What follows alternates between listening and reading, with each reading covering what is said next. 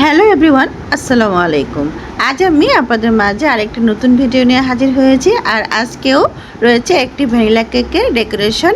আর এই কেকটি আপনাদের মাঝে আমি খুবই সহজ করে ডেকোরেশন করেছি।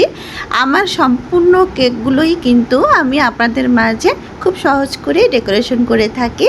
আর আজকে এই কেকটা কিন্তু আমি করেছি 2.5 পাউন্ড একটা ভ্যানিলা কেক। আর এই কেকটা আমি মোল্ড ইউজ করেছি 8 ইঞ্চি। তো এই ভিডিওটি অবশ্যই প্রথম থেকে শেষ পর্যন্ত দেখবেন। আর ভিডিওটি ভালো লাগলে একটি লাইক দিয়ে দিবেন এবং সাবস্ক্রাইব করে আমার চ্যানেলটির পাশেই থাকবেন। যেহেতু আমার চ্যানেলটা নতুন, অবশ্যই আপনারা আমাকে একটু সাপোর্ট করবেন।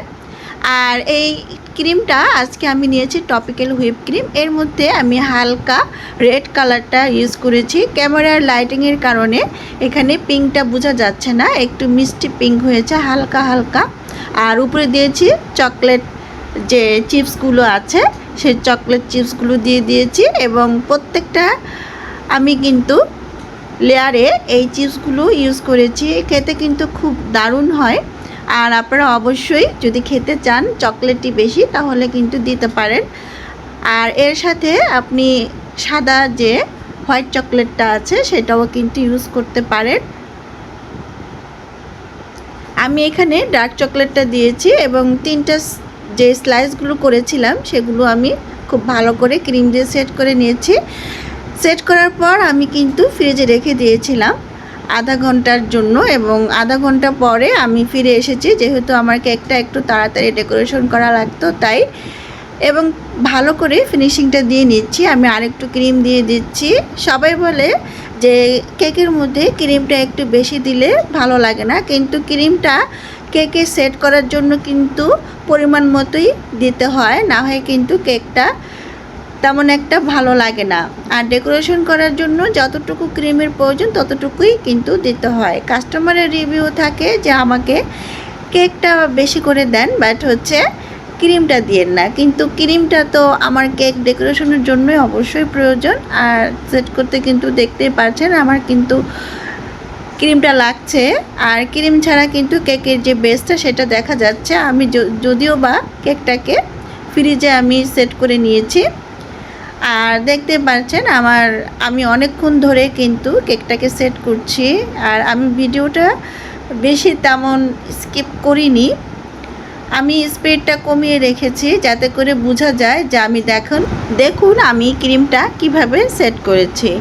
আর আমি কিন্তু একটা পাইপিং ব্যাগের মধ্যে প্রথমে একটু ব্লু কালারটা, এটা হচ্ছে রেডম্যানের যে ব্লু কালারটা, সেটা ইউজ করছি। আমি প্রথমে পাইপিং ব্যাগের মধ্যে এই কালারটা ইউজ করে পাইপিং ব্যাগটা খুব ভালো করে মিশিয়ে নিচ্ছি, যাতে করে মাঝখানে ক্রিমটা দিলে চারপাশেই ফুলটা 2টা শেডই আমি এখানে ইউজ করেছি। দেখতে পাচ্ছেন একটি 2D নজেল নিয়েছি, স্টার নজেল।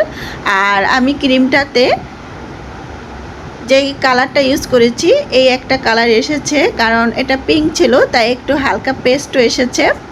এখন আমি এখানে একটু ডিজাইন করে নিচ্ছি। আর এটা হচ্ছে বুঝতেই পেরেছেন আপনারা এটা ডিজাইনটা কি, বাস্কেট যে ডিজাইনটা থাকে সেটার ডিজাইন। আমি একটু হালকা মাঝখান থেকে করে নিয়েছি, কারণ এখানে আমি একটু অন্য ধরনের ডিজাইনটা দিব। আমি চারপাশে একই নজলের ধারা ফুল করে নিচ্ছি। আর দেখতে পাচ্ছেন ফুলগুলো আমি কিভাবে করে নিচ্ছি। আমি কিন্তু গোলাপ করছি চারপাশে। আর এই নজলটা দিয়ে খুব সুন্দর গোলাপ হয়। যেহেতু খুব গরম ছিল আর এই ক্রিমটা গরমের মধ্যে তাড়াতাড়ি কিন্তু কাজ করতে হয়, কারণ কালার যখন ইউজ করব তখন কিন্তু ক্রিমের যেই থিকনেসটা সেটা কিন্তু একদম পাতলা টাইপের হয়ে যায়, তাই তাড়াতাড়ি করে ফেলাই ভালো। আর কালারটা যখন ইউজ করা হয় তখন কিন্তু পাইপিং ব্যাগের মধ্যে বেশিটা ক্রিম নেবেন না, ক্রিমটা কিছুটা দিয়ে ফুলটা করে আবার ক্রিম দিয়ে নেবেন, না হয় হাতের গরমে কিন্তু ক্রিমটা নষ্ট হয়ে যায়।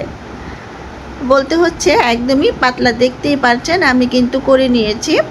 আমি মাঝখানে কিছু চেরি দেব, তাই আমি এই কালারটা এভাবে করে দিয়েছি, ডিজাইনটা একটু নতুন করেছি। এখন আমি একই নজলের সাহায্যে এই কেকটার নিচের অংশতেও কিন্তু বর্ডার টেনে নিব। অবশ্যই বর্ডার দেওয়ার চেষ্টা করবেন। বর্ডারটা দিলে কেকটাকে একদমই প্রফেশনাল মনে হয়, যে একটা শপ থেকে আমরা কিনে এনেছি। তো দেখতে পাচ্ছেন একটু চেপে চেপে কিন্তু নিচের বর্ডারটা দিয়ে নিচ্ছি। তারপর কেকটাকে আমি চেরি দিয়ে সাজিয়ে নিব।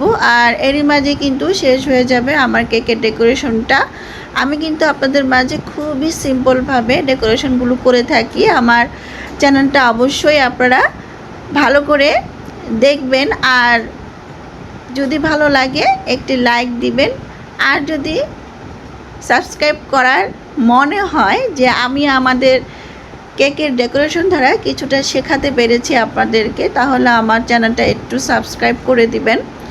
আর অবশ্যই আমাকে সাপোর্ট করবেন। আমি যেহেতু এই চ্যানেলটাতে নতুন, আমাকে অবশ্যই সবাই সাপোর্ট করবেন। আর যদি কিছু জানার থাকে অবশ্যই কমেন্টের মাধ্যমে জানাবেন। আমি যথেষ্ট পরিমাণে চেষ্টা করব আপনাদের যে কমেন্টে সেটা অ্যান্সারটা দিতে। দেখতেই পেরেছেন, আরেকটি নতুন ভিডিও নিয়ে আপনাদের মাঝে হাজির হব। সেই পর্যন্ত আল্লাহ হাফেজ। সবাই সুস্থ থাকবেন, ভালো থাকবেন এবং আমার জন্য অনেক অনেক বেশি দোয়া করবেন।